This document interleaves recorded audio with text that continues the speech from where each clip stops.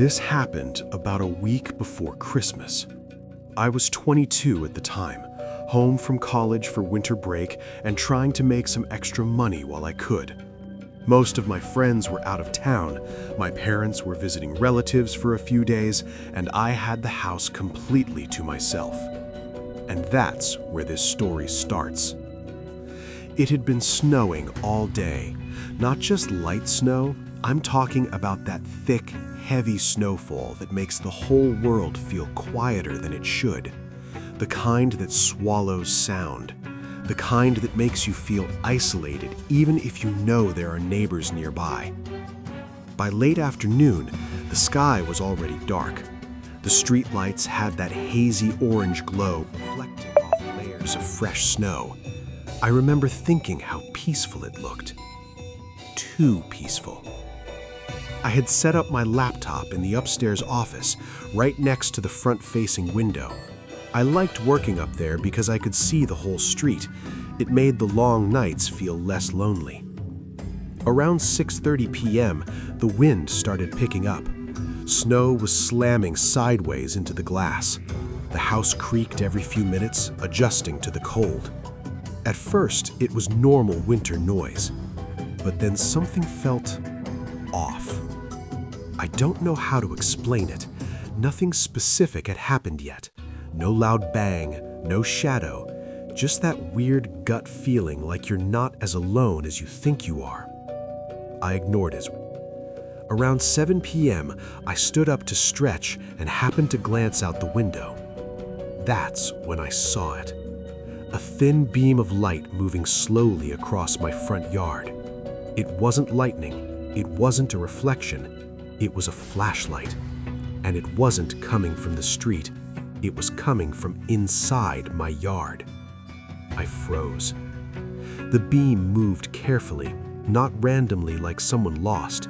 It swept low across the snow, then toward the side of the house, almost like whoever was holding it was looking for something or checking something. I leaned closer to the window, trying to see through the heavy snowfall. The beam paused near the side gate that leads to the backyard. Then it shut off. Not flickered, not faded, just off. I stood there for maybe 15 seconds, staring into the dark white blur of falling snow. Nothing. No movement, no light, no sound except wind. I told myself it had to be a neighbor, maybe someone looking for a pet, maybe someone checking property lines before the storm got worse. But deep down, that explanation didn't sit right. Why would anyone be in my yard? And why would they turn the flashlight off the second I looked directly at them? I locked the thought away and went back to my desk. About an hour later, the power went out. Just like that. The entire house dropped into total darkness. And I mean pitch black. Outside, the snowstorm was so thick that even moonlight couldn't get through. The kind of darkness where you can't see your own hand in front of your face. I grabbed my phone from the desk, but it had just 8% battery left. That's when I heard it. A sound downstairs. Not the house settling, not wind. A very clear thud. It sounded like something heavy hitting the floor inside the house. My heart started pounding so loud I could hear it in my ears. I held my breath and listened. For a few seconds, there was nothing. Then, a slow, deliberate creak, like a door being opened carefully from downstairs. And that's when I realized something that made my stomach drop. If someone had cut the power, they would know the house was completely dark, but they would also know exactly where I was. Upstairs, in the office, right where I had been sitting in front of that window. I backed away from the desk slowly, trying not to make the floor creak. My brain was racing. Call 911? Hide? Run?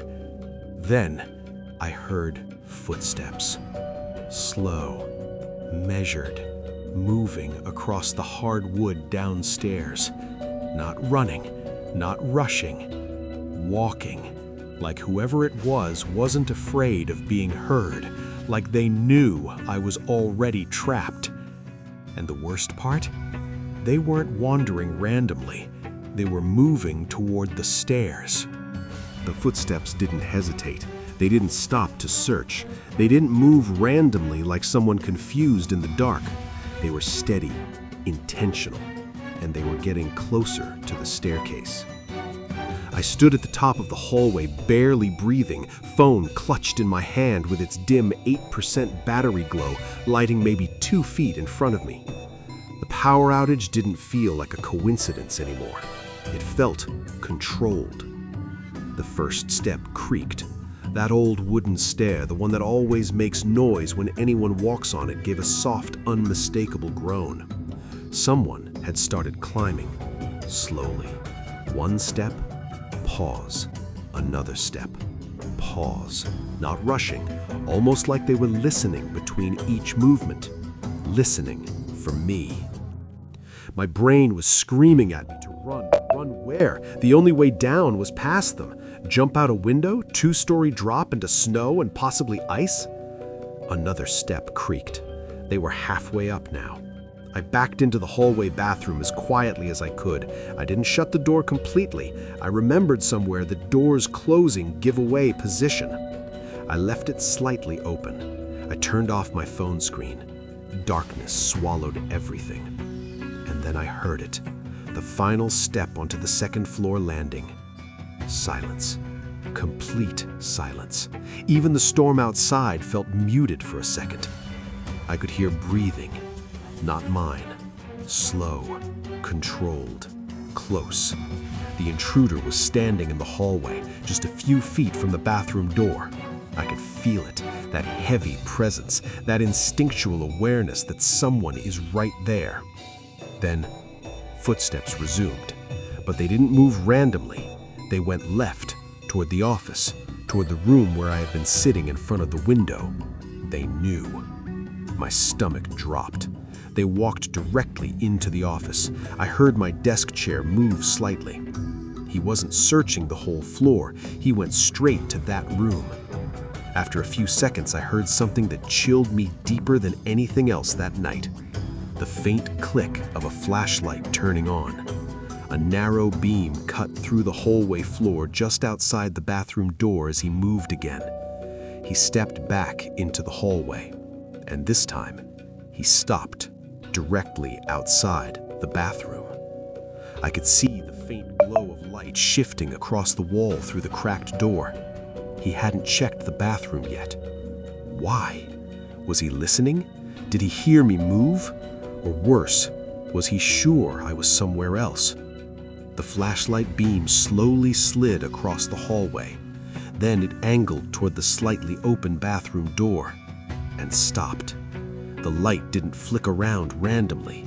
It stayed fixed on that small crack in the doorway. He was staring at it. Seconds stretched. 5, 10, 15. My lungs burned from holding my breath.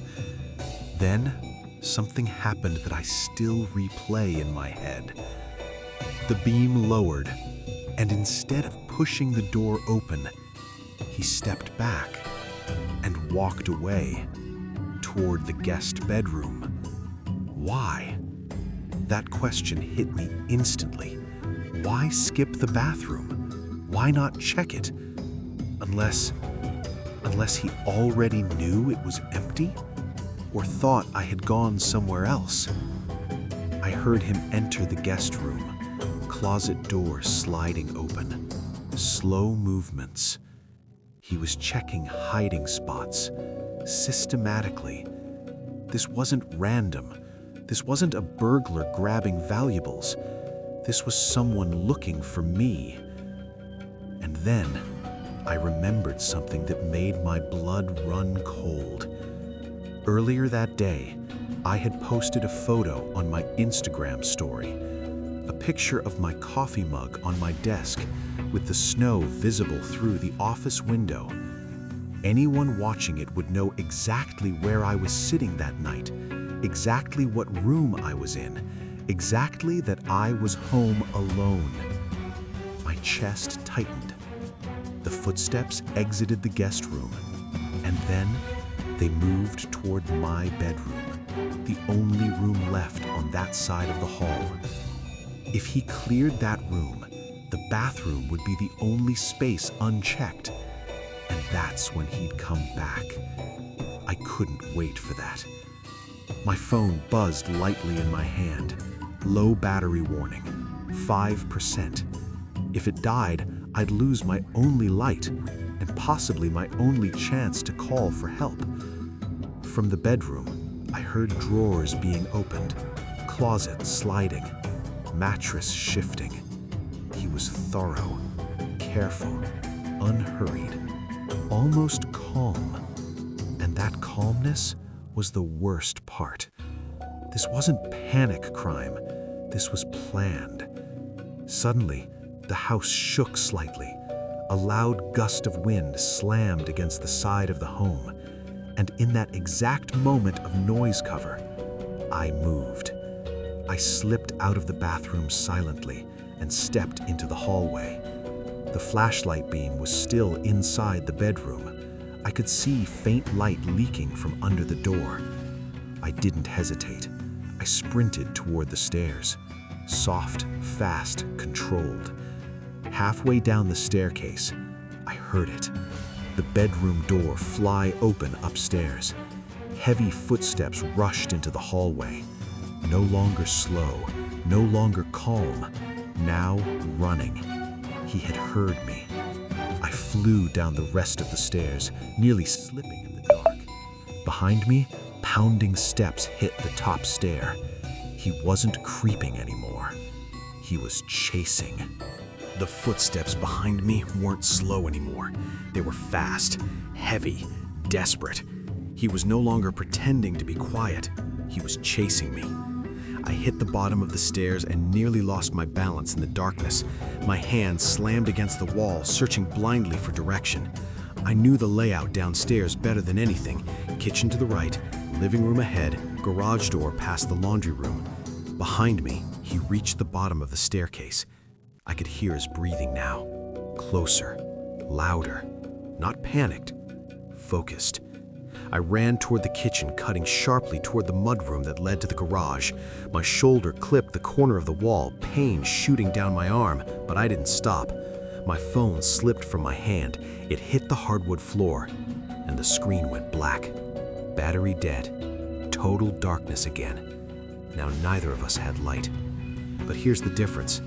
I knew the house. He only knew parts of it. Or at least, I hoped. I shoved through the laundry room and felt for the door handle to the garage. My fingers finally wrapped around cold metal. Behind me, a hand brushed the wall. Close. Too close. He had guessed correctly. I yanked the door open and stumbled into the garage. I didn't even shut it behind me. I just ran for my car. I hit the unlock button on my key fob. Nothing. No beep. No lights. My heart dropped. Please don't tell me. I tried again. Nothing. He had cut the power to the house. But the garage door opener should still work on backup. Unless he had been in here too. I fumbled for the manual garage release cord and pulled it down hard. The door groaned as I lifted it manually, inch by inch. Behind me, I heard the laundry room door creak open. He was in the garage now. I couldn't see him, but I could feel him. That heavy presence again. The garage door was halfway open. Cold air blasted inside. I didn't think. I dove under it and scrambled into the driveway snow. I slipped, caught myself, and ran. Didn't look back. Didn't stop. I sprinted straight across the yard toward my neighbor's house. Snow soaked through my socks instantly, freezing my feet, but adrenaline drowned out the cold. Behind me, the garage door slammed shut. Not from wind, from force. He wasn't following me. He wasn't chasing me anymore. That almost scared me more. I pounded on my neighbor's door like my life depended on it, because it did. They answered within seconds, startled, confused, and immediately let me in when they saw my face. Police arrived within 10 minutes. The garage door was closed when they got there. The house was dark. No sign of forced entry on the main doors, but the basement window had been broken. Clean cut, professional. Inside the basement, officers found the breaker box had been deliberately shut off, not damaged, switched off. Whoever it was knew exactly where it was located. Upstairs, nothing had been stolen, nothing disturbed, except my office chair slightly turned, guest bedroom closet door open, my bedroom drawers pulled out, and the bathroom door still. Does anyone else have access to this house? No, I said immediately. But then I hesitated, because technically, yes. A few months earlier, I'd had a small gathering with coworkers from my remote job. 2 of them had come over for the first time. They'd seen the layout. They'd been upstairs. They'd seen my office. They'd known exactly which room I worked from. Police never found anyone. No fingerprints, no footprints. The storm had covered everything. No security camera footage. Mine had been unplugged from the outside. That detail shook me the most.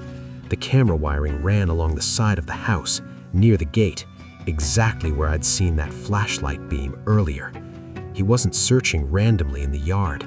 He was disconnecting the camera, and that means he had been there long enough to prepare, long enough to plan. I moved out 3 weeks later. New town, new house, new job, new everything. But here's the part that still makes my skin crawl. About 2 months after moving, I got a notification on Instagram. Someone had viewed one of my archived story highlights. An account with no profile picture, no posts, created the week of the break-in. The username? It wasn't random letters. It was my street name, followed by my house number. The account was deleted before I could report it. Police said it was likely a coincidence. Spam, troll. But I don't believe that, because sometimes, late at night, when it's snowing and the wind hits just right, I swear I still think about that flashlight beam moving slowly across the yard, not searching, preparing.